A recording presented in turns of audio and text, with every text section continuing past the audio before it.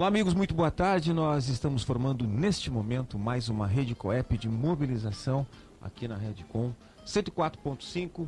Aqui quem fala é Rui Madruga. Hoje na produção do programa, juntamente com Diná Lessa Bandeira, secretária executiva do Coep, Pedro das Neves, o nosso jornalista de plantão, estagiário jornalista da Universidade Federal de Pelotas, e o Gil Fernandes no comando, na operação que nos proporciona que a gente chega até vocês mais uma vez nesse horário.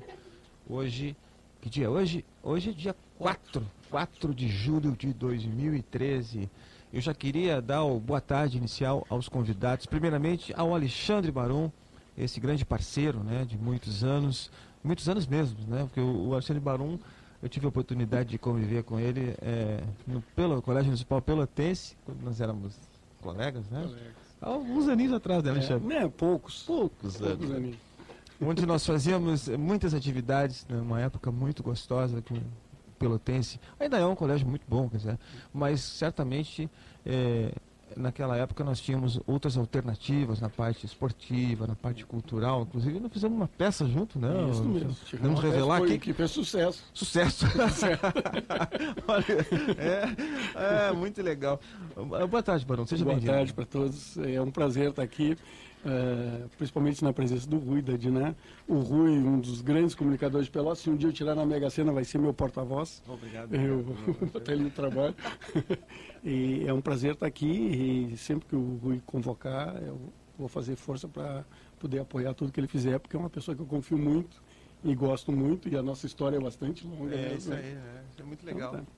Bacana, né, Diná? Diná, isso é importante. Eu acho que a gente, nesse espaço aqui, durante esse 1 ano e meio que nós estamos aqui, agregando essas pessoas, né, que são tão importantes na nossa caminhada aí, como o Alexandre Baron, que hoje também já traz uma convidada que a gente já vai anunciar aí, né, Diná? Boa tarde. Boa tarde, ouvintes, boa tarde aqui aos nossos entrevistados, Alexandre, Luiziane, né? Luiziane. Então, bem-vindos. Obrigada, Rui, aí, pela apresentação. Aí, boa tarde a todos, ouvintes. Sempre muito bom mesmo. A gente está trazendo temas, né, instigantes, que fale dos projetos sociais, que fale da inclusão social, da responsabilidade social, e conversando com amigos. Então, se torna realmente a grande mesa redonda, assim, que a gente sempre procura desenvolver nesse espaço, todas as quintas-feiras, a partir das 13 horas. Então, você ouvinte, fique aí ligado, você vai com certeza sair beneficiado com a presença do Alexandre Baron nessa tarde de quinta-feira. É isso aí. Lembrando, está tocando o telefone aí que você pode participar do nosso bate-papo pelo 3222-1571. E eu quero dar uma boa tarde, Luiz, pertinho do microfone aqui, para Luiz Braga, que é uma convidada do Alexandre. Tudo bem, Luiz? Boa tarde, tudo bem? É um prazer estar aqui, vai ser um aprendizado, uma experiência, né, para mim. E é um prazer estar aqui com vocês. Legal. E obrigada pela oportunidade também de estar aqui. É minha primeira experiência também, né, nesse ramo, então... Bacana. Aprendendo aqui. Estudante de Direito, Estudante né? de Direito da Anhanguera. Estou fazendo o 4º semestre. Sim.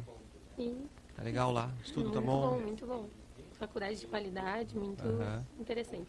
Isso é legal, aqui Pelotas está bem servido, nós temos várias alternativas, todas aí. Antes de começar a conversa com vocês, eu acho que eu queria deixar a palavra com a Diná, que ela tem alguns informes para dar, ela já tem uma reunião às 2 horas, ela teve uma participação importantíssima do COEP. Ela não gosta que fale, mas ela estava lá nos representando no Rio de Janeiro, né, dentro de um projeto que foi aprovado pro Fragete, né, uma boa quantia de dinheiro, o que nos deixa muito felizes, né, Diná, e com a responsabilidade aumentada também de ter que defender esse projeto e conduzir a partir de agora. Então, a gente já tinha falado nesse espaço e agora oficialmente estamos com um projeto aprovado, Fragete Petrobras. Isso vai nos deixar assim com 2 anos de cabelo meio que em pé para administrar um recurso, né, que não é pouco, mas muito importante para a nossa comunidade, para o bairro Fragata e principalmente para os 3 grupos dos quais a gente focou. Nosso público são catadores, são artesãs e são as costureiras lá da Associação Fragete. Então a gente vai ter um recurso importante que vai com certeza mudar a vida dessas pessoas. Nós vínhamos já há alguns anos encaminhando projetos, nós nunca imaginávamos que conseguiríamos e a gente então conseguiu, conquistamos um sonho. Agora é colocar esse sonho em prática e isso vai também nos oportunizar um grande aprendizado. Estava mesmo lá no Rio de Janeiro, nesse início dessa semana, ajustando os detalhes de projeto. O projeto nunca fecha, eles são sempre bem complexos e as exigências da Petrobras não são tão complexas também, então vai ser um aprendizado para ambos. Nós somos muito bem recebidos, conheci a área de responsabilidade social lá da Petrobras, que é um sonho, uma mega área, todo o 16º andar do prédio da Petrobras no Rio de Janeiro é a área de responsabilidade social, pessoal. Muito legal, muito bom mesmo.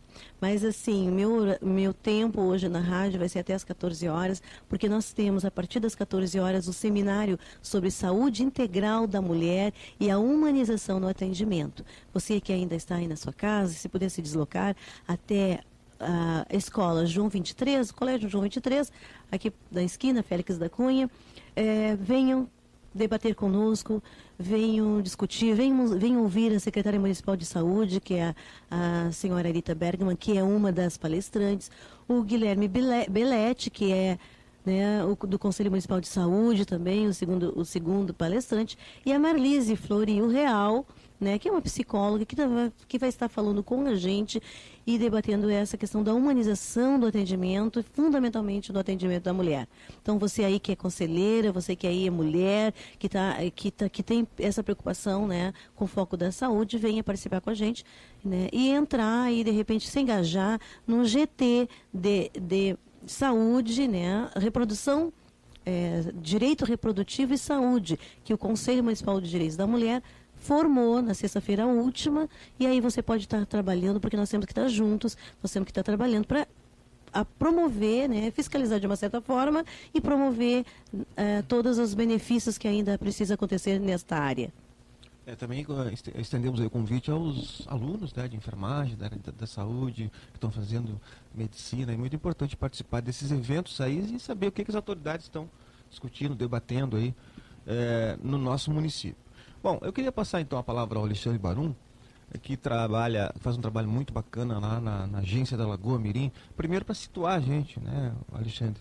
Esteve lá na Embrapa na semana passada, na Semana do Meio Ambiente, falando sobre a Lagoa Mirim, sobre a questão das águas, tão importante. Eu queria passar a palavra para ti, para que debatesse com a gente. Bom, a agência da Lagoa Mirim, pouca gente sabe, mas é um órgão único no Brasil, pela sua constituição, pela organização, e ele tem servido de molde, inclusive, para outros órgãos. Só para vocês terem uma ideia da importância que a agência tem hoje, nos últimos 2 anos, o Brasil faz encontros com a comunidade europeia a cada 2 anos sobre questão de faixa de fronteira. Nos últimos 2 encontros que aconteceram em Bruxelas e depois nos Pirineus, a agência da Lagoa Mirim foi convidada para representar o governo brasileiro. Só que ela nasceu de uma maneira bastante estranha e até hoje ela é um grande problema jurídico. Por quê? O que aconteceu? Na época do regime militar existia uma superintendência de desenvolvimento, que era a Sudan, na Amazônia, a Suframa, da Zona Franca, de Manaus, a Sudene, a Sudeco e a Sudesul. Quando o governo Collor assumiu, ele fechou a Sudeco e a Sudesul. E naquela época, o reitor, que era o professor César Borges, pediu os prédios para transformar numa sala de aula. E o Itamar, que tinha assumido, passou não só os prédios, mas passou as funções. Então ele criou um problema jurídico fantástico, através de um decreto presidencial, porque foi o seguinte: a universidade é para ensino, pesquisa e extensão, só que o programa Lagoa Mirim era para geração de emprego, renda, cuidar de energia elétrica, prestação de serviço, não tinha nada a ver. E até hoje é complexo. Então entra um procurador, diz que pode fazer uma atividade, entra outro, diz que não pode, daí um projeto começa, daqui a pouco termina, aí a universidade uma hora entende que a agência é de uma maneira, outra hora entende que é de outra, aí tem um decreto lá que diz assim, porque acontece, como é que ela é hoje? A agência em si, a parte jurídica da agência, pertence à universidade, só que o programa é da Comissão da Lagoa Mirim. E a Comissão da Lagoa Mirim é formada pelo Ministério da Integração Nacional, Ministério das Relações Exteriores do lado brasileiro. E tem uma contraparte do lado uruguaio, porque a Lagoa Mirim é muito mais uruguaia do que brasileira. A bacia de captação é muito mais do lado uruguaio que brasileiro. A área molhada não, é muito mais brasileira que uruguaia. Enfim. Aí, então, o que acontece? Para que serve a Agência da Lagoa Mirim? Para cuidar do Tratado da Lagoa Mirim, que é o desenvolvimento social, que é a questão da energia, que é a questão do transporte, que é a questão de geração de emprego e renda, etc. e tal. E em todo o tratado não fala educação, não fala de ensino, extensão e pesquisa. Só que é isso que a universidade faz. Então, é assim, é um balé. Tu vai para um lado e daí tu tem que puxar para o outro e modifica um projeto para se adaptar. Então, é mais ou menos assim que a agência faz. Só que a agência, nesse período todo, eu estou lá há 14 anos, sou o técnico mais antigo, tem desenvolvido dezenas de projetos, alguns projetos, muitos do lado do Uruguai, muitos do lado brasileiro, alguns fora da região da Lagoa Mirim. Hoje nós temos projetos praticamente em todo o país. Atualmente, assim, ó, com essa nova reitoria, já foi debatido qual é o futuro da agência, dos projetos que vocês estão em andamento, que vão dar continuidade? Alguns projetos, assim, agora quando assumiu a nova gestão, nós estamos indo, mudou o diretor, né? O diretor é muito nessa área de meio ambiente, então nós estamos cuidando muito dos programas de saneamento básico, a questão do saneamento básico, estamos ajudando aí, nós estamos fiscalizando essa barragem da Arvorezinha e uma série de outros projetos justamente voltados para a área de melhoria, que era uma coisa que tinha iniciado também na gestão anterior. Nós já tínhamos feito o projeto de saneamento da Ceguá, através do FOSEM. O FOSEM é um banco mantido pelo Brasil, Uruguai, Argentina e Paraguai, sendo que o Brasil é o que bota mais dinheiro e o Paraguai é o que mais tira. Então é para equilibrar as relações de fronteira entre todos os países. E nós não tínhamos nenhum projeto aprovado no FOSEM, então nós conseguimos aprovar o primeiro projeto no FOSEM para sanear dos dois lados da fronteira e com isso começar o saneamento da bacia da Lagoa Mirim. Se espera com um prazo aí, que o pessoal é mais otimista que eu, mas eu estimo que em 10 anos nós temos o controle total da questão da qualidade da água na Lagoa Mirim. O que significa sanear a Lagoa Mirim? Não, na realidade, hoje, uma boa parte dos dejetos das cidades, do esgoto pluvial, acaba indo para a Lagoa Mirim, drenando em direção, que é uma bacia hidrográfica, né, acaba drenando, sem tratamento e sem monitoramento. Então, hoje nós temos, por exemplo, monitoramento da quantidade de água da Lagoa Mirim, mas não temos monitoramento da qualidade de água. Então, o que se pretende? É estabelecer o plano de saneamento em todos os municípios, em todas as atividades industriais e manter um processo de monitoramento constante da qualidade da água. Nada melhor do que debater esse assunto nesse momento político e econômico do país. Né? Porque, na realidade, a questão da Lagoa Mirim não é só esse tipo de projeto. Né? Nós temos uma série de outros projetos que... enfim, até pouco tempo atrás, antes dessa gestão, nós tínhamos projetos assim, na área de turismo, esporte, lazer, o que vocês imaginassem eram 50 e poucos projetos. O que mudou, na realidade, e que muitos projetos acabaram parando, é que a gestão antiga entendia assim, que a agência da Lagoa Mirim como um todo era um projeto. Então, eles aprovaram nos meios legais o projeto Agência da Lagoa Mirim e lá dentro se fazia uma série de atividades. Essa gestão entende que cada um é um projeto, então um projeto que não está registrado não existe. Então nós estamos com 56 projetos, daqui a pouco se baixou para uns 11, 12 e a gente está tentando regularizar os outros para voltar à atividade com os outros. Né? E aí eu queria colocar o seguinte, né, Bono, a questão porque projeto, assim como tem pessoas que têm dificuldades em organizar os projetos, tem uns que são muito bons em organizar projetos, né? E esses projetos são muitas vezes classificados na pontuação para uma entidade pela quantidade. Sim. E não pela continuidade desses projetos. Né? Qual é a minha atividade, assim, para vocês entenderem, o que eu faço dentro da Agência da Lagoa Mirim, em termos de projetos?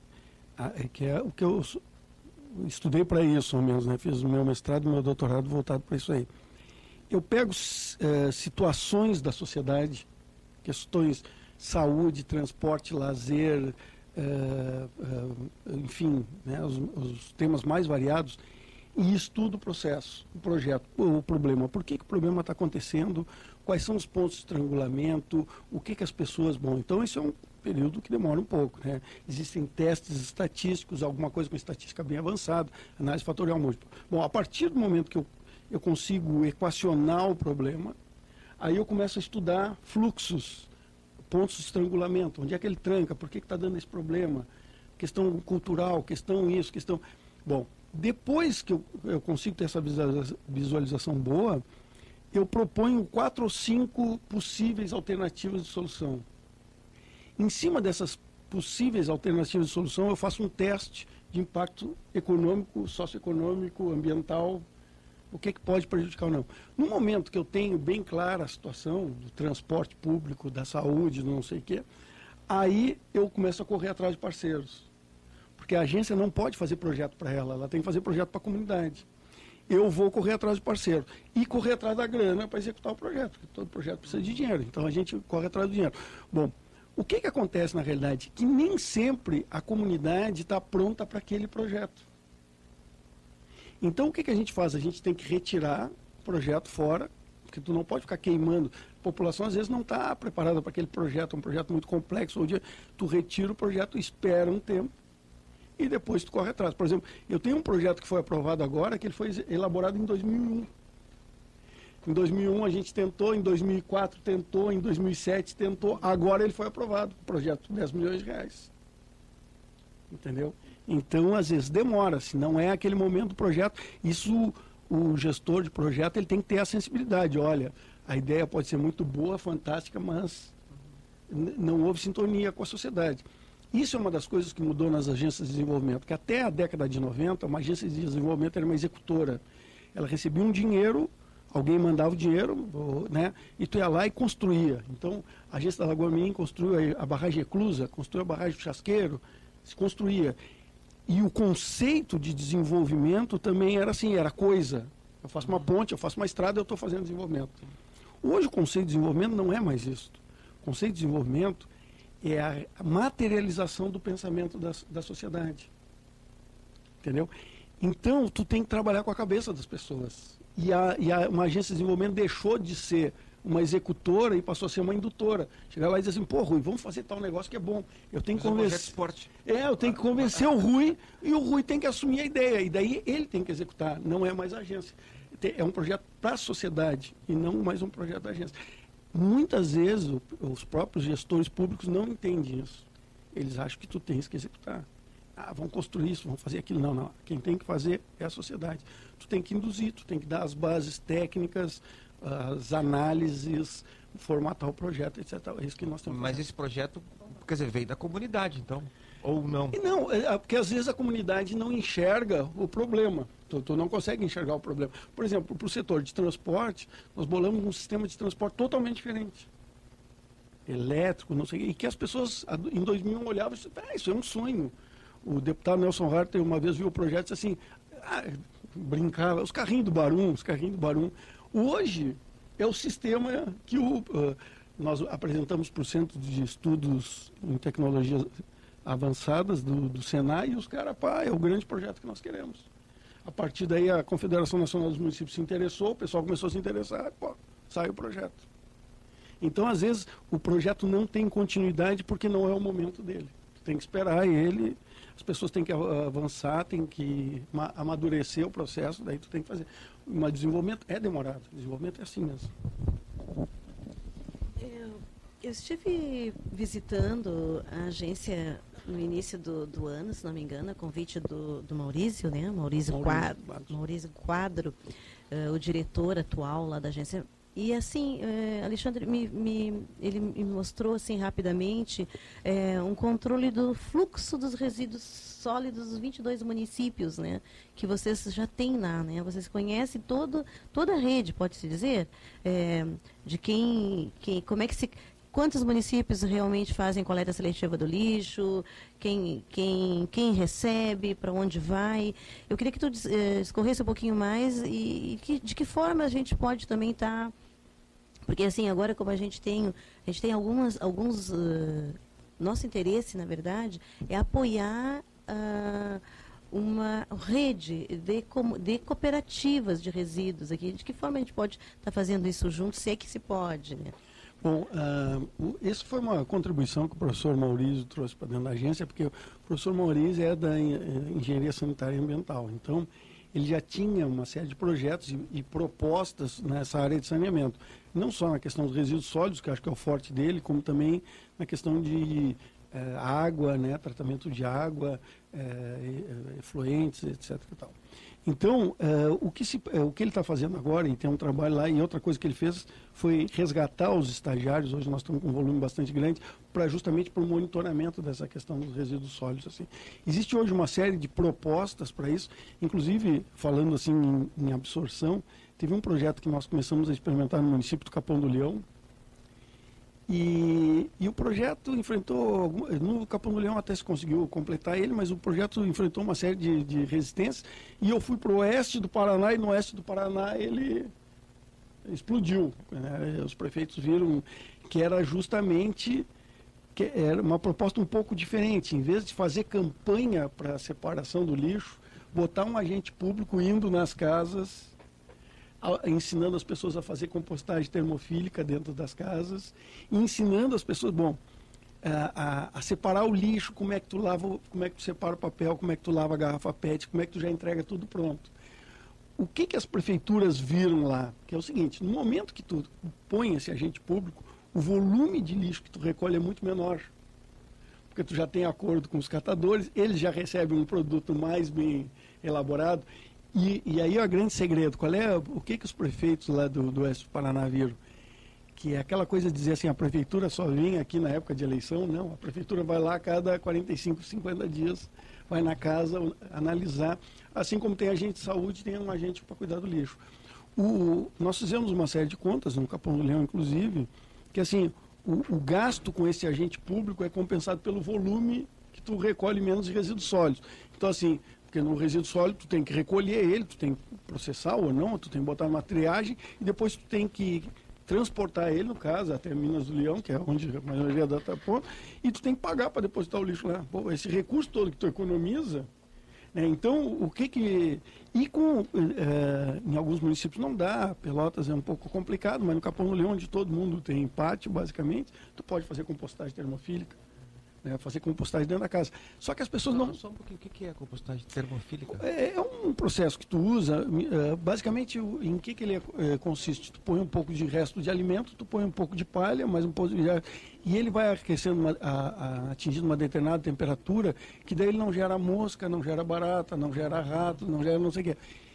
Quando a compostagem fica pronta, o que nós não recomendamos, nem no Paraná, nem no Capão do Leão? Utilizar em hortas. Em horta não. Pessoal, a primeira ideia dos prefeitos, vamos botar numa horta. Não, isso não. Por quê?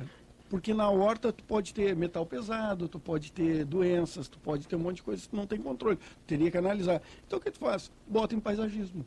Paisagismo não tem problema. Árvores, plantas, não sei o que, pronto. O Diná tem que sair, Diná. Pega aí. Não, fantástico, né? Tudo que a gente... É assim, é claro que... Como é que a gente traz essas ideias para Pelotas? Como é que falta? Iniciativa política, parcerias? Assim, o que eu acho justamente é isso. É o que eu falei antes. Um projeto de desenvolvimento tem que trabalhar com a comunidade. Nós temos que juntar uma parte boa da comunidade e assim, nós queremos fazer. E a gente corre atrás, dá todo o suporte que puder, a parte técnica, análise, esse tipo de coisa assim. Mas a comunidade tem que estar junto, né? O público tem que estar preparado. O público tem que estar preparado, exatamente. Então, muito oeste do Paraná já está mais desenvolvido para exatamente. Infelizmente é isso mesmo, o pessoal aqui não está preparado. Não. Claro, e tem uma coisa assim, quando tu vai falar de desenvolvimento... Tchau, Diná, bom seminário. Tchau. Quando tu vai falar de desenvolvimento, já como nós começamos o seguinte, o que é desenvolvimento? Se tu for... inclusive eu te falei isso um dia desse numa palestra. Se tu fores em São Paulo, que é a maior industrialização do país, se tu for em Brasília, que é a maior renda per capita do país, se tu for em Feliz, que é o maior IDH do estado, todo mundo quer desenvolvimento. O que é esse desenvolvimento? Sempre quer mais. O teu desejo de desenvolver é ilimitado. Então, primeira coisa, nós temos que começar a identificar o que nós queremos. Um dia desse eu falei numa palestra no Uruguai que nós somos os milionários de 60 anos atrás. Aí os caras não entenderam muito bem. Eles dizem, olha, 60 anos atrás, o que uma pessoa queria? Carro. Uma boa parte de nós tem carro. Almoçar em restaurante, nós almoçamos em restaurante. Viajar, nós viajamos. Tudo que um rico... Ter várias roupas, porque um pobre antigamente tinha uma ou duas camisas... Hoje todo mundo tem roupa. O que acontece é que o século XX nos pregou uma peça, né? O que o século XX disse? que através do aumento tecnológico, todos nós teríamos acesso a produtos e serviços e nós seríamos felizes. Só que nós temos acesso aos produtos e aos serviços, nós não estamos felizes. Por isso tem essas movimentações, por isso que as pessoas se sentem... Esse é o problema, né? Então, nós vamos continuar, nós temos que ir para o intervalo agora. Eu acho que vamos voltar agora para falar sobre essas movimentações, fazer uma análise econômica, que nem tu fazia lá no Terra No Terra Sul. Vamos fazer aqui agora no COEP, a Luiz também vai Botar a Luiz participar na com a conversa. gente para falar. A gente vai para o intervalo cultural. Rede COEP de mobilização, Rádio Com 104.5. Voltamos daqui a pouquinho.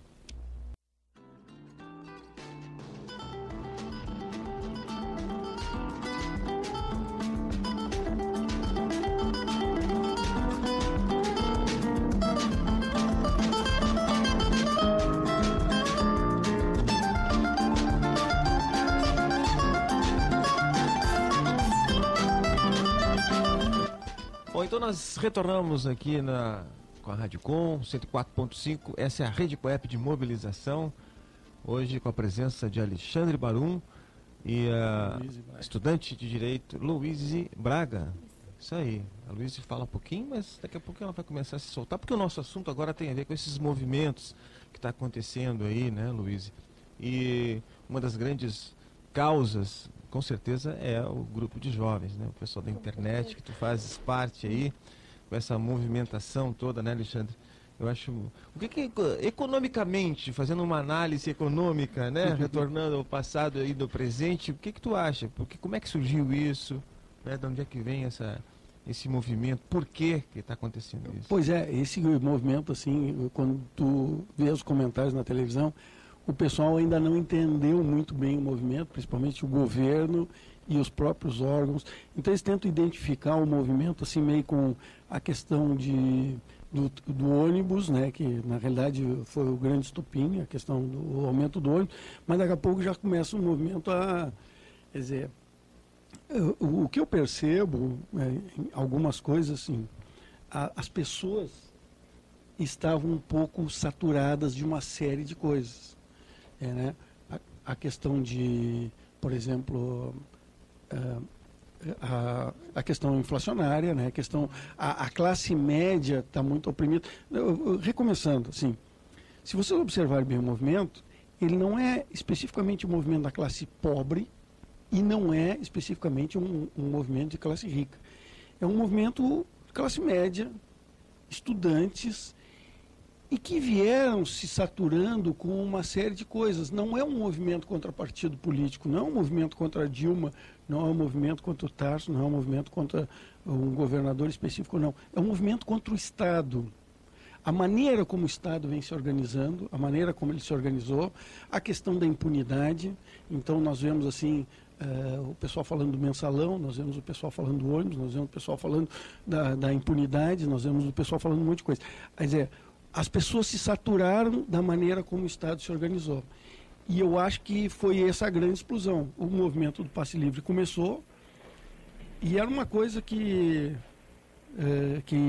a gente percebe. Bom, tá, pode falar. Nós temos que te interromper um pouquinho, doutor Alexandre, porque temos o doutor Paulo Fonseca na linha. Doutor Paulo, boa tarde. Boa tarde, tudo bem, Rui? Tudo bem. Hoje temos aqui a presença de um grande amigo, Alexandre Barum, tu conhece?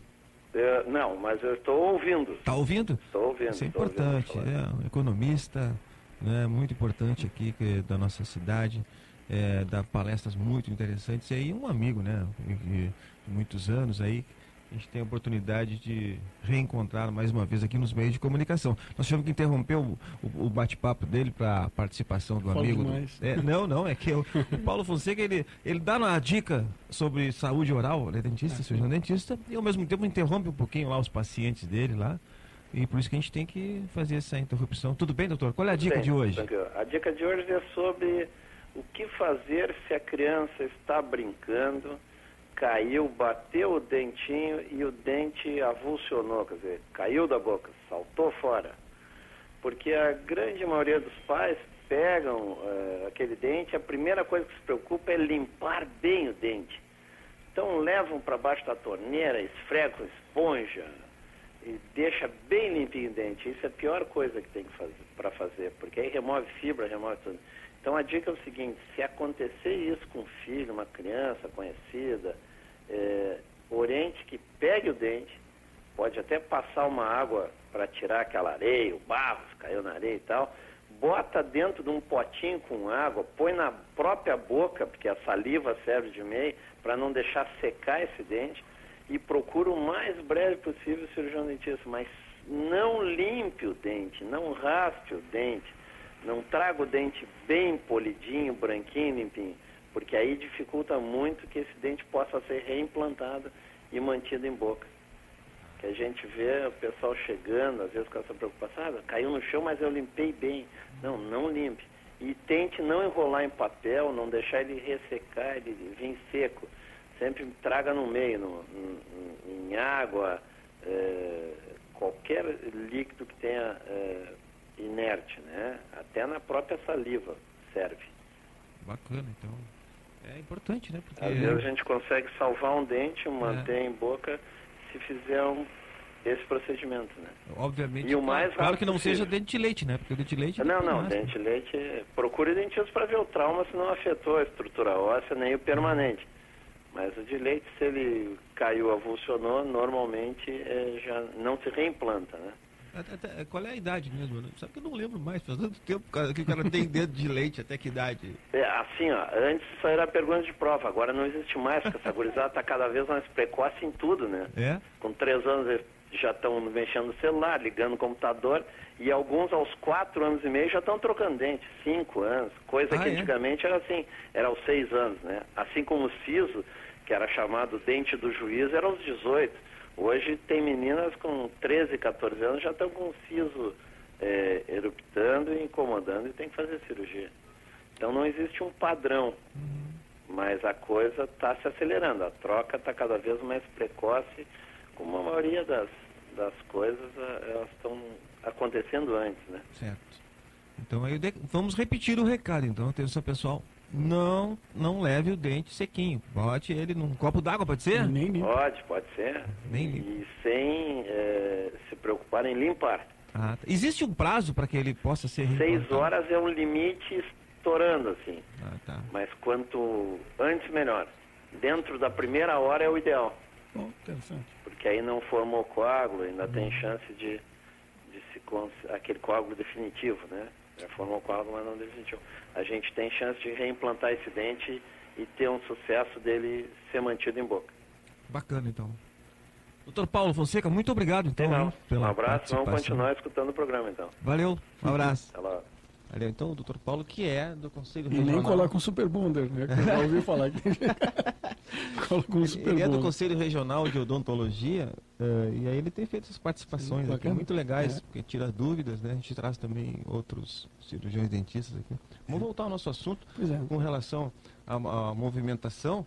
Já convido os dois amigos, os dois jovens que são talvez representantes do pessoal aí que também que gerou todo esse movimento. Com certeza eles são os principais responsáveis. E estava falando então com relação à classe média que talvez seja... Então o que nós percebemos assim? Nós temos um modelo de desenvolvimento muito concentrador.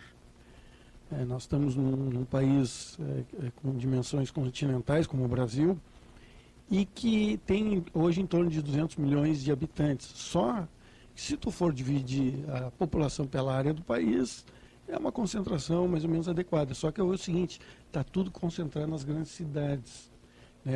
Litoral, Rio de Janeiro. Bom, onde, claro, à medida que tu aumenta a população, adensa a população, os problemas aumentam.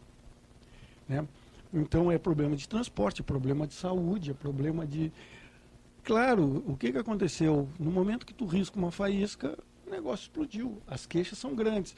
Então, e como é que a gente consegue expressar esse estado todo de angústia que se tem? Que é a questão da impunidade.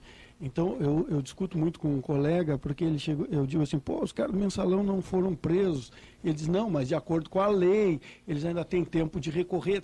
Tá, tudo bem, a lei todo mundo entende, só que não consegue explicar isso para o cidadão comum. O cara foi condenado pelo maior a Corte Suprema do país, que é o Supremo Tribunal Federal, e não vai para a cadeia. Quer dizer, tu não consegue entender isso. E ao mesmo tempo a presidente aparece com um deles. Quer dizer, e daí tu vai vendo, e uma pessoa que é morta na frente da televisão, e o cara que matou na frente da televisão tem que ser tratado como suspeito.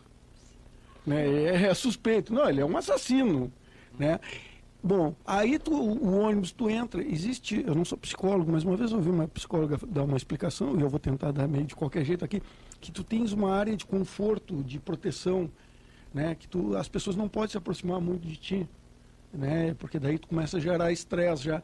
Então tu imagina uma pessoa que tem que pegar 2, 3 horas de ônibus no Rio de Janeiro, São Paulo, por dia, onde ele perde totalmente a referência, quer dizer, amontoado. Claro, isso vai gerando insatisfação e um dia explode. É isso que é. Então nós temos um modelo de desenvolvimento que perdurou nos últimos anos, né, inicialmente por interesses comerciais e depois pelo próprio mercado. Um Estado, que um dos papéis do Estado moderno é sobrepor ou contrabalançar as forças de mercado, um Estado que continua acompanhando as forças de mercado, quer dizer, o que significa isso? Quem tem dinheiro quer investir em Porto Alegre, São Paulo, Rio de Janeiro. O Estado, em vez de investir ao contrário, não, ele aprimora mais, né? Ele bota mais dinheiro em São Paulo, ele concentra mais. Então, tu vai no interior do Rio Grande do Sul, onde é que tu encontra a população em qualquer cidade no interior do Rio Grande do Sul, domingo às 6 horas da tarde, na rodoviária, indo para Porto Alegre para trabalhar. Vem no fim de semana e depois vai embora para Porto Alegre. Tu chega lá em Porto Alegre, tu entra no trânsito, é 2 horas para chegar em qualquer lugar. Tu vai almoçar, é uma fila louca. Tu vai em qualquer lugar e aquilo ali vai saturando. E a pressão vai saturando. E de uma hora para outra o negócio explode. E daí a queixa é inespecífica. Eu sou contra, eu estou mal. Contra o quê? Contra um monte de coisa. Transporte, saúde, contra o Estado, contra a ilegalidade, contra... Aí eu começo a tentar usar válvulas. Ah, meu negócio é contra a Dilma, não, meu negócio é contra o governador, meu negócio é contra a saúde, meu negócio... É isso aí. E daí quem está insatisfeito começa a explodir, né? Tanto que até hoje não se identifica. Mas qual é a causa? Aí o negócio começou com os ônibus, os estados e as prefeituras voltaram atrás na taxa do ônibus e o negócio não parou. Continuou. As pessoas estão insatisfeitas. É a educação. E aí, para piorar, tu faz uma Copa, gasta milhões, bilhões, né? E daí chega assim, mas vem cá, minha escola não tem nem quadro e não tem cadeira para sentar, eu fui lá e demorei 5 horas, tu está gastando bilhões. Então aparece muito cartaz assim, olha, eu quero uma escola, eu quero um hospital padrão FIFA. Né? Como é que tu tem dinheiro para mudar a rota de ônibus e ruas, não sei quem sabe, e tu não tem para tratar a população? Então, claro, a solução desse processo não é uma solução simples, uma solução, porque nós viemos carregando esse problema. Aliás, tem um dos caras que trabalhou nisso, um cara chamado Thomas Kuhn, que ele diz que a evolução se dá aos tombos. A evolução não se dá de maneira linear, ela vai se dando aos tombos. Até achei interessante a manifestação do Dr. Paulo, porque nós temos que evoluir como espécie, como sociedade, né, como indivíduo, e biologicamente a gente também evolui, né? Tanto que as pessoas estão trocando os dentes antes, né? O processo de evolução, mas ele sempre vai se dando aos tombos. Ele não acontece de maneira linear. E o Thomas Kuhn diz assim, bom, tudo que a gente faz é baseado no modelo. À medida que o modelo vai sendo implementado, o modelo de desenvolvimento, o modelo político, ele vai gerando anomalias, sempre gera anomalias. E quando essas anomalias se concentram, nós chegamos numa crise. Então, o que é a crise? Crise é uma concentração de anomalias no modelo de desenvolvimento que nós temos. Então, o que acontece? Hoje nós estamos vivendo uma crise. Aí o Thomas Kuhn, que era especialista nesses processos de transformação, ele diz o seguinte, o que tem? Nós precisamos de um novo modelo. Mas para novo modelo nós precisamos de 2 coisas fundamentais. Novos paradigmas, quer dizer, novas ideias, e uma nova matriz institucional, que ele chamava matriz institucional específica, uma nova matriz de apoio, e que não é fácil de construir, e tu não constrói por decreto. Tu pode tentar mudar a Constituição, tu pode tentar aqui, mas não é assim. Demorou muito tempo para nós chegar nessa crise. Foi um processo evolutivo. Tu não muda assinando meia dúzia de papel. população é grande, o que tu vai chegar para o pessoal, aqui ó, todo mundo que vem morar em São Paulo e fizeram uma cidade de não sei quantos milhões de habitantes, agora tu vai lá para o interior, o cara não vai. É um processo demorado, é lento. Luiz, fala um pouquinho o que tu pensa sobre o que está acontecendo, como é que vocês debatem isso lá na faculdade, na sala de aula, o que isso tem mudado o dia a dia de vocês, como aluno, né? Mais ou menos o que o Alexandre falou, vem já problemas, já vem de tempos, assim, o pessoal vai se calando, daqui a pouco explodiu, na verdade, entre aspas, por ocorrência do ônibus, mas não foi pelos 20 centavos, como todo mundo diz, né? É que quando mexe no bolso do brasileiro, aí é que ele sente mais, né? Porque ele estava acomodado com problemas, saúde, educação e tudo mais. Agora, quando vai no bolso, eu acho que já é uma coisa mais pesada. Tanto que eu estava vendo cartazes dizendo, se o meu filho passar mal, não vou levar ele no hospital, vou levar no estádio, por conta desse projeto FIFA, né? Que seria o... Então, eu acho que agora a sociedade acordou, sabe? Eu acho que estava precisando de um pinguinho para vir essa tempestade toda que já deveria ter ocorrido mudanças e tudo mais. Então... E só para colaborar, assim, se tu perceber bem, de todas as coisas ruins que pode acontecer com uma sociedade, o estupim sempre é injustiça. Tu vê que quando houve a Revolução Francesa, o que foi, assim, qual a bandeira, qual o principal sinal da Revolução Francesa? A queda da Bastilha. O que era a Bastilha? A Bastilha era a representação do poder jurídico da França, é onde tu ia preso. Aquilo ali era, né, a materialização da estrutura jurídica da França, era a Bastilha. Então, quando tu começa a ver muita injustiça, e a injustiça é o cara do mensalão que não foi preso, o assassino que foi liberado, o estuprador que ficou 30 dias na cadeia e depois já está estuprando de novo, o cara que ganhou o regime semiaberto. Agora mesmo estava falando no jornal um dia desses, a questão aquela vez que houve aquela bagunça lá do PCC em São Paulo, os acordos que foram feitos para os caras serem passados para regime semiaberto em seguida, foi um acordo do Estado de São Paulo. Aí o cara paga R$1 milhão por um jogador de futebol e tu não tem uma escola. Entendeu? Daí o cara gasta não sei quantos... Faz um estádio, não sei se vocês têm ido a Brasília. O estádio de Brasília é fantástico, 70 mil pessoas, é um troço assim, resplandece, que parece uma coroa na cidade de Brasília. O Brasília nem tem time de futebol, tem o Brasiliense e o Gamos, coitadinho lá, que se juntar 20 mil entre os dois torcedores é muito, quer dizer... Então, assim... E ao mesmo tempo tu tá tendo, tu não tem ônibus, mas os caras têm um estádio para 70 mil pessoas, tu não tem isso, mas... Então vai dando esse sentimento de injustiça, daí estoura. Tu pode ficar mal de grana, que o Brasil já teve mal de grana muitas vezes, né? Tu pode sofrer pressão política, pode, mas a injustiça é um troço que não tem povo que consiga conviver muito tempo com ela. O que me preocupa, assim, é o futuro, né? Da continuidade disso, né? Porque aparentemente parece que não tem uma liderança específica, assim, ou que apareça, ou parece que não querem que apareça alguma liderança. Eu não estou entendendo muito bem o processo, assim, né? Da onde é que surge esses movimentos, tipo, né? Esse agora que o pessoal parou agora dos caminhões. Da onde é que surgiu esse movimento? Como ele surge? Esse processo? Quer falar aqui, Pedro? Então vem, então dá-lhe ali. Me ajuda a entender isso aí. Porque o que eu penso nesse sentido é que, por exemplo, a gente diz que, na verdade, que o movimento, ele acordou, ele estourou. Na verdade, ele não acordou nem estourou, ele se tornou visível, né? Por que a gente fala que o movimento começou com a questão do transporte? Porque, por exemplo, aqui em Porto Alegre, foi onde as manifestações foram mais incisivas e mais violentas e mais turbulentas, foi porque já há mais de um ano em Porto Alegre tem o movimento Passe Livre e o movimento da Defesa Pública da Alegria, que já fazia manifestações nesse sentido, mas que não tinham visibilidade. E aí entra aquilo que a gente estava conversando antes, a questão do desenvolvimento das tecnologias de comunicação, que permite com que todo mundo saiba o que esteja acontecendo em pouquíssimo tempo. Então, o que acontecia antes, que era mantido num certo ostracismo, essas manifestações, agora, num momento, ainda mais que os holofotes do mundo inteiro estão voltados para o Brasil por causa de uma questão da Copa, no mundo inteiro isso passa a ser visto e toma uma proporção muito maior. Essas manifestações, não sei se vocês se lembram, há um tempo atrás, em Porto Alegre, fizeram um ataque contra o mascote da Copa do Mundo no centro de Porto Alegre. Aquilo dali pode ser... E contra o relógio da Globo também. O relógio da Globo no Rio de Janeiro, ou me engano. Não, né? em Porto Alegre também. Em Porto Alegre também? Porto Alegre também. Não lembro, acho que eu estou confundindo então. Mas essas manifestações e esses movimentos vêm ocorrendo, só que nesse momento específico que o Brasil está vivendo de grande mediatização, de grande espaço na grande mídia, se toma uma proporção muito maior. E aí muito mais gente adere, e aí é o que o Alexandre estava falando.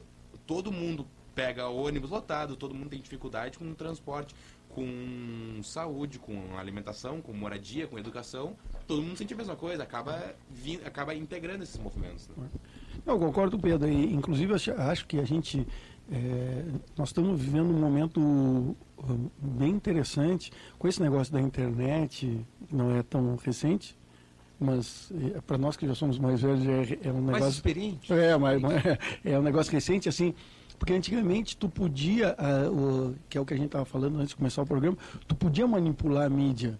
Tu pegava um jornal com bastante expressão, tu comprava o repórter, fazia um acordo com o repórter e ele ia dar notícia. Bom, hoje com a internet qualquer um gera notícia, qualquer um se expressa, qualquer um fala.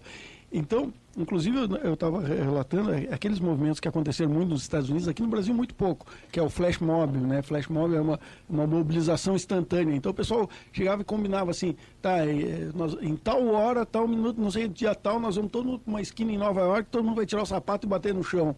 Então era um troço inesperado, que as pessoas que não estavam dentro do flash mob não entendiam.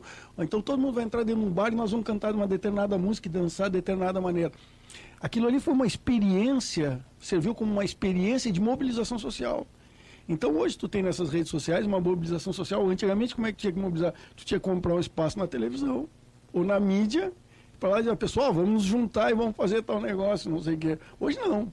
Tu bota lá na internet, vamos juntar todo mundo e vamos fazer tal processo qualquer e o processo acontece. Tu tens uma condição.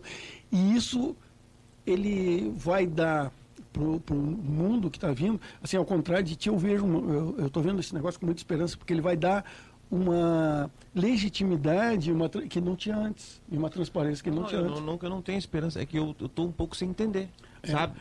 Sem entender o que está acontecendo, assim, e tentando fazer uma reflexão, né? Porque chega muitas notícias, muita informação na internet, principalmente, e às vezes tu tem que dar uma separada, né? Isso aqui me interessa, ou dar uma analisada melhor nesse conteúdo. Porque ali tu repara bem, tem dois tipos de movimentos. Porque tem um movimento assim inespecífico, que é o que começou, quer dizer, começou com o negócio passe livre, em seguida ele se transformou em inespecífico. Todo mundo que tinha uma queixa desceu e foi reclamar. Claro, passou o negócio da Copa, agora voltou para os movimentos específicos, então dos caminhoneiros, dos médicos, não sei o que, reclamando coisas bem palpáveis e específicas. Eu acredito que esse movimento inespecífico vai voltar na Copa, né? Daqui a um ano nós vamos ter ele de novo aí, né? E o pessoal vai voltar a se queixar, porque o Brasil não vai se transformar em um período de um ano. E existe uma outra coisa, assim, que pode até parecer, porque a gente meio que, pela nossa idade, nós vivemos um regime militar, né? Então a gente pode falar do regime militar. Mas existe uma coisa assim, a Constituição de 88, ela nasceu sob... a pressão ainda da queda do regime militar, que acabou o regime militar, se fez a Constituição de 88. E claro que ela foi uma Constituição muito melhor que a Constituição anterior, mas uma Constituição também que trouxe muitos vícios. Então, assim, o cara rouba e não vai para cadeia nunca. O cara mata e nada acontece, entendeu? Porque o cara pode eternamente se defendendo, e quem é que vai para a rua, para a cadeia? Quem vai para a cadeia é que não tem dinheiro para pagar um bom advogado. Inclusive tem uma frase americana que eu adoro, que julgamento é onde se junta duas pessoas para ver quem é que tem o melhor advogado, né? Quem tem a razão, né? Quem tem o melhor advogado. Então, claro, isso foi saturando. Então, como falou o Thomas Kuhn, fala o Pietro Baldi, fala um monte de outras pessoas que estudam, o Fritjof Capra, que estudam a evolução, e diz assim, o nosso movimento é cíclico. Então, assim, nós saímos de um sistema de repressão, bom, e aí fomos para uma Constituição que fala várias vezes em direito, mas não fala em dever. Aonde a gente perdeu a noção de sociedade. Bom, eu tenho um direito individual, eu não penso como sociedade, eu tenho um direito individual, posso fazer o que quiser, ninguém vai me botar na cadeia. E, logicamente, agora a gente vai ter que repensar esse processo. Nós estamos num processo de evolução, nós temos que repensar. O cara matou, nós temos que dar um jeito nele, nós temos que tirar ele da sociedade. O sistema penitenciário também, a gente já discutiu aqui, né? Tem que ser mudado, porque muitas vezes o cara nem há necessidade de ir para uma penitenciária e vai, né? Vai quem não, muitas vezes vai quem não devia, e não vai quem devia. Então tu vai dizer assim, ó, um cara vai lá, pega uma arma, rouba uma lancheria lá e tira 20 reais, 50 reais e vai para cadeia. Aí um cara lá em Poço Brasília com uma caneta rouba 20 milhões de reais e não vai. Sim. Eu assisti uma entrevista do Drauzio Varela, adorei, cara, assisti do Roda Viva, né? Tava revendo até no YouTube, aconselho até, porque ele é muito legal. E ele tem uma vivência muito grande, né? Com o sistema carcerário. E ele falando, por exemplo, no penitenciária feminina, né? Que a grande maioria que está lá, das mulheres, lá é por tráfico, né? E muitas vezes a menina é pega com uma quantidade lá que determina que seja tráfico e ela vai para o presídio.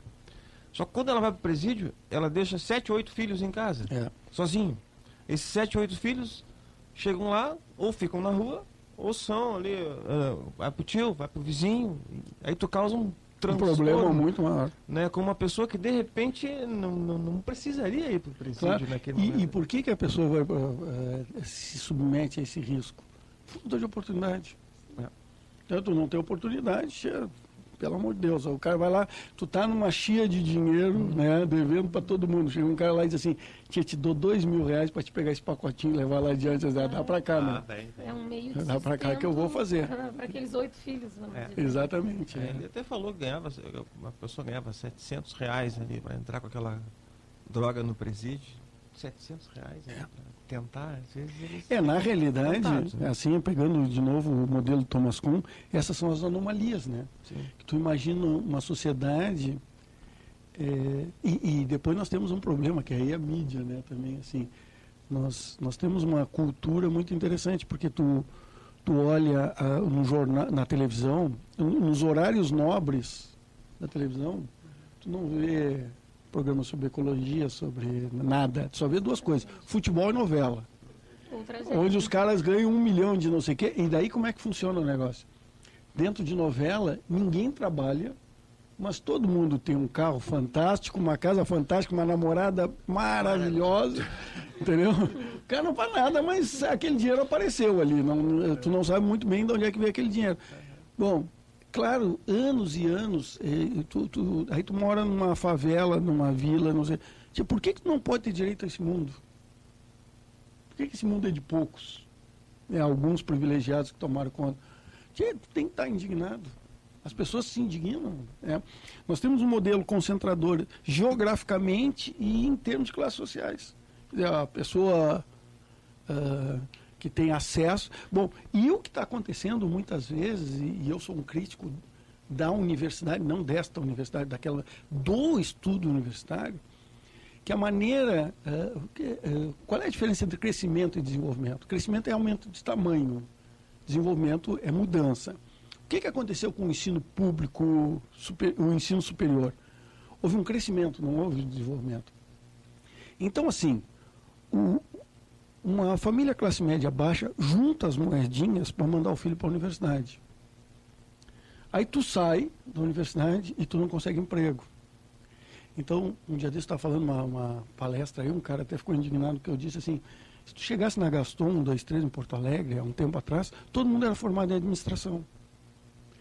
Então o que acontece? A família classe média baixa manda o filho para esses cursos. Dificilmente ele vai para medicina, engenharia, ele vai para administração, economia, letras, não sei o quê, e daí não consegue emprego.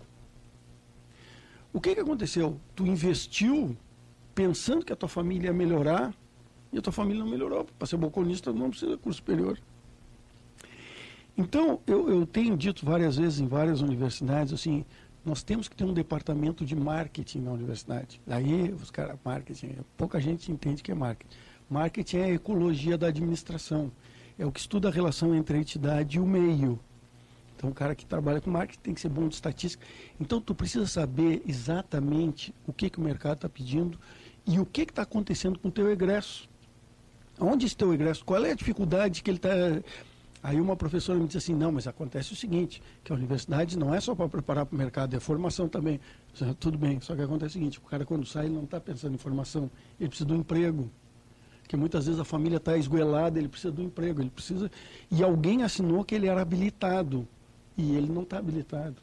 As empresas vão lá, entrevistam o cara, não, tu não serve, tu não serve, tu não serve. É o caso da OAB, que quase ninguém passa no exame da OAB. Por quê? Porque falta qualidade. Então, se tu pensar de uma maneira, e agora eu vou falar um negócio publicamente aqui, eu vou me ferrar. Tu não grava o programa. Então, assim, muitas vezes o que tu está fazendo é estelionato. Tu recebe um dinheiro para executar uma tarefa e não executa. O cara está saindo despreparado. Como é que chama isso? É a mesma coisa que tu receber um dinheiro para tratar um paciente e não tratar ele. Ou receber dinheiro para fazer uma obra pública e não fazer. Entendeu? Claro, mas é uma coisa assim, difícil de mexer, só que a nossa sociedade vai se cansando dessas coisas difíceis de mexer. Alguém um dia vai ter que ter coragem e dizer assim, vamos mexer. Por isso tem que ser debatido bastante. Bastante assuntos, debatido, né? Exatamente. E o que é pior, tem que ser debatido e a gente tem que ir no fundo da questão. E não ficar assim, não, mas aquilo é educação, ninguém mete a mão, aqui é não sei o que, ninguém mete a mão, não, tem que ir lá e discutir, vai cá.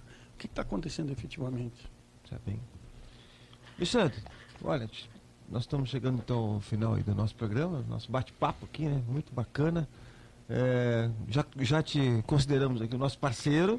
Pô, né? quando precisar, eu posso vir. Não, mas claro, está aqui, a Rádio Com está à disposição aqui, não só o nosso programa aqui da Rede Coep de mobilização, para vocês também, os estudantes de Direito, né? A comunidade em geral, porque essa é uma rádio comunitária mesmo, né?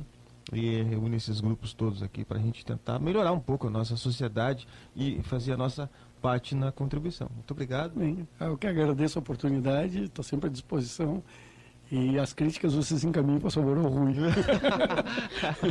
Lembrando aí que nós temos o nosso Facebook, né, Pedrão? Tá tudo funcionando aí. Diz aí para nós aí. Tá tudo na mão, Goi. É só botar lá no Facebook, facebook.com/Coep Pelotas, e atrás do nosso blog também, coeppelotas.blogspot.com, e nosso canal do YouTube, onde vai estar daqui a pouco esse programa gravado na íntegra. Também.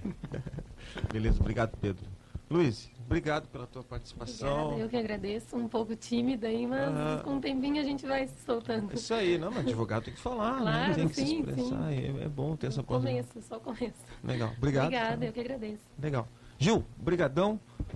A gente volta daqui a pouquinho, vamos fazer uma hora de choro aí, né, Gil? Das 3 às 4 nós vamos mandar-lhe choro pra gurizada aí. Um abraço a todos e até a próxima aqui.